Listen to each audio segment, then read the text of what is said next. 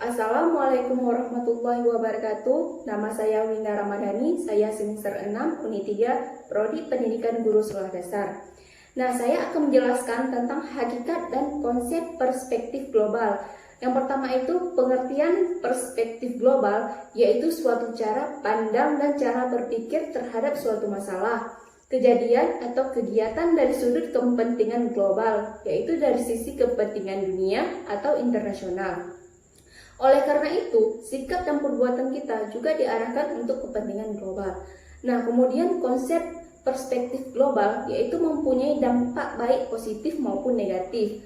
Sebagaimana yang dikemukakan oleh Tiller, bahwa dampak positifnya akan menyebabkan munculnya masyarakat mega kompetisi, di mana setiap orang berlomba untuk berbuat yang terbaik untuk mencapai yang terbaik pula. Dalam era globalisasi adalah era mengajar keunggulan dan kualitas sehingga masyarakat menjadi dinamis, aktif, dan kreatif. Sebaliknya, globalisasi juga bisa menjadi ancaman terhadap budaya bangsa. Globalisasi akan melahirkan budaya global yang akan menjadi ancaman bagi budaya lokal dan budaya bangsa. Nah, selanjutnya, mengapa kalian sebagai mahasiswa, khususnya di program studi PGSD, harus mempelajari perspektif global ini? Nah, karena dengan mempelajari perspektif global dapat membentuk wawasan dan perspektif mahasiswa. Karena melalui pendidikan global ini, kita dapat membekali materi secara utuh dan menyeluruh berkaitan dengan masalah global. Pendidikan global menawarkan suatu makna bahwa kita hidup di dalam masyarakat manusia, di mana perkampungan global, di mana manusia saling berhubungan, baik suku, bangsa, dan batas negara, tidak menjadi penghalang dan merupakan komunitas dari perbedaan di antara orang-orang yang berbeda bangsa. Nah, pendidikan global mempersiapkan masa depan siswa dengan memberikan keterampilan analisis dan evaluasi yang luas. Keterampilan ini akan membekali mereka nantinya untuk memahami dan memberikan reaksi terhadap isu internasional dan antar budaya. Pendidikan global juga mengenalkan siswa dengan berbagai strategi untuk berperan serta secara lokal, nasional, dan internasional.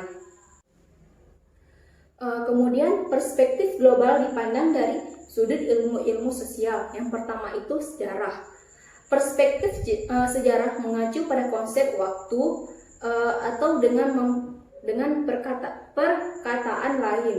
Perspektif sejarah suatu peristiwa membawa citra kepada kita tentang suatu pengalaman masa lampau yang dapat dikaji hari ini untuk memprediksi kejadian-kejadian yang akan datang. Dengan belajar sejarah, kita akan mengetahui perubahan-perubahan yang terjadi dan mampu belajar dari perubahan yang akan terjadi tersebut, hingga mampu mengantisipasi, menghadapi, dan mengatasi. Kemudian ada geografi. Perspektif geografi atau perspektif ruangan adalah suatu kemampuan memandang secara mendalam berkenaan dengan fenomena, proses, dan masalah keruangan permukaan bumi, baik untuk masa lampau, saat ini, terutama untuk masa yang akan datang. Pendekatan yang dapat diterapkan pada perspektif keruangan ini yaitu pendekatan sejarah dan kemampuan memprediksi. Nah, kemudian ada politik. Ilmu politik adalah ilmu yang mempelajari negara, tujuan-tujuan negara dan lembaga-lembaga yang akan melaksanakan tujuan-tujuan itu dalam perspektif global. Hubungan suatu negara dengan negara lain adalah hal yang pokok. Tanpa alat transportasi, kehidupan manusia akan mendek, kelaparan di tempat-tempat tertentu, pengangguran akan meluas, produsen akan melimpah, industri, konsumen menghadapi kalangan barang kebutuhan. Selanjutnya ada komunikasi. Nah, dilihat dari globalisasi komunikasi dalam hubungan internasional secara langsung dan tidak langsung, semua orang dapat mengakses informasi secara bebas melalui teknologi yang sangat maju.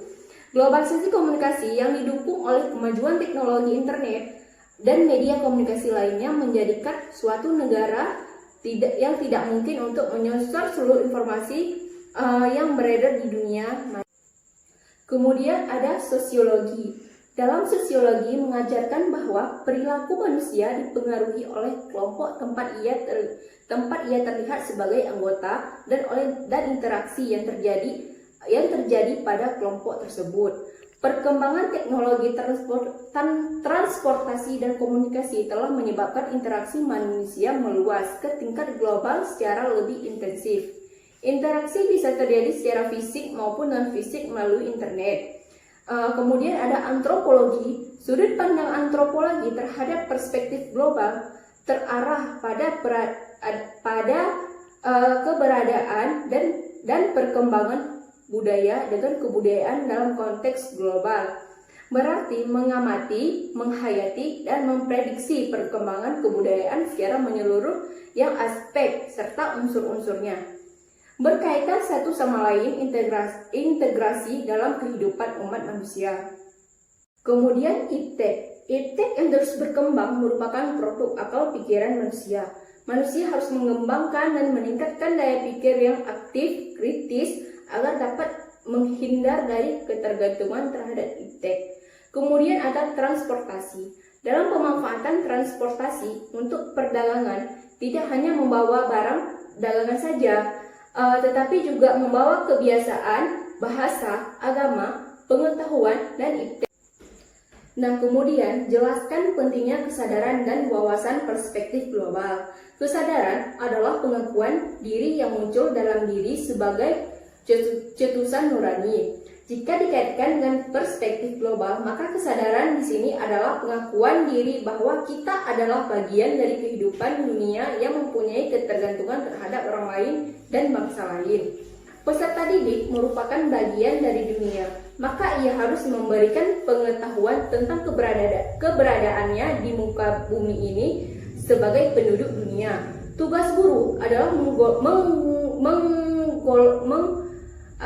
mengglobalkan pengetahuan dan sikap serta kesadaran terhadap dunia.